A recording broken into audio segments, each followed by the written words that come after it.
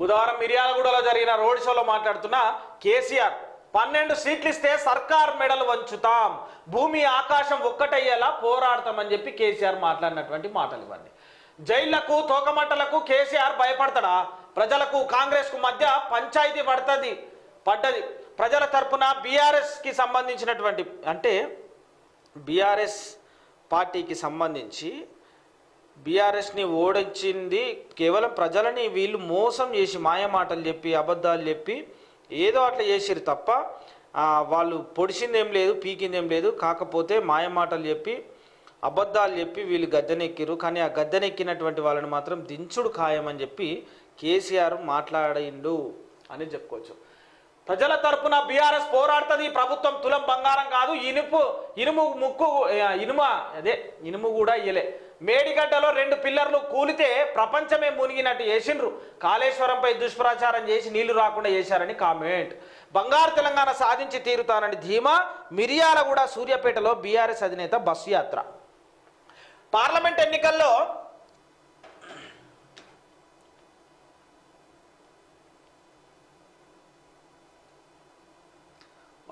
ఎన్నికల్లో ఏం చేస్తారు ఏందనేది చూద్దాం. పార్లమెంట్కి సంబంధించినటువంటి ఎన్నికల విషయంలో కేసీఆర్ బస్సు యాత్ర ప్రారంభించండి. ఇప్పుడు ఈ బస్సు యాత్రలు ఏమైతుందో చూడాలి మనం. కేసీఆర్ ప్రారంభించిన బస్సు యాత్ర ఎక్కడ పోతుంది? బస్సు యాత్ర ఏమైపోతుంది?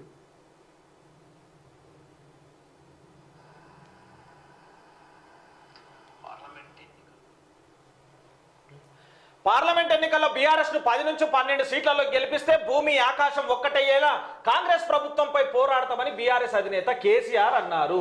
తాను జైళ్లకు భయపడ్డోని కాదని పేర్కొన్నారు. తొలి రోజు బస్సు యాత్రలో భాగంగా బుధవారం మిర్యాలగూడ సూర్యాపేటలో జరిగిన రోడ్ షోలో కేసీఆర్ ప్రసంగించారు. ప్రజలను కాంగ్రెస్ మోసం చేసి గద్దెనెక్కింది. బీఆర్ఎస్ అభ్యర్థులను గెలిపిస్తే ప్రభుత్వం మెడలు వంచి ఆ పనులను చేయిస్తామన్నారు. కేసీఆర్ ఆనవాళ్లు లేకుండా చేస్తామని, చెర్లపల్లి జైల్లో వేస్తామని అంటున్నారు. ఈ జైళ్లకు తోకమట్టలకు కేసీఆర్ భయపడతాడా? అట్లా భయపడితే తెలంగాణ వచ్చేదా అని ప్రశ్నించారు. 15 ఏళ్లు తెలంగాణ కోసం పోరాడిన, కులం మతం వర్గం అనే తేడా లేకుండా చూసిన అలాంటి నన్ను పట్టుకొని పేగులు తీసి మెడలో వేసుకుంటారని అంటాడా అని సీఎం రేవంత్ రెడ్డిని ఉద్దేశించి కేసీఆర్ మాట్లాడినటువంటి మాటలు. అయితే సీఎం రేవంత్ రెడ్డిని ఉద్దేశించి కాక ఎంత మాట్లాడినా కేసీఆర్ కాక చిచ్చా అనొచ్చు. పెద్ద మనుషులని కాకా చిచ్చా అని మనం ఎట్లయితే తెలంగాణ యాసలో మాట్లాడుకుంటాం అట్లా అనొచ్చు. ఎందుకంటే కేసీఆర్ సాబ్ని కూడా గతంలో అందరూ తిడుతున్నావు, ఇష్టం వచ్చినట్టు మాట్లాడుతున్నావు అది అంటే కూడా ఏమన్నాడు అప్పుడు ఏమన్నాడంటే ఖచ్చితంగా ఏదేమైనా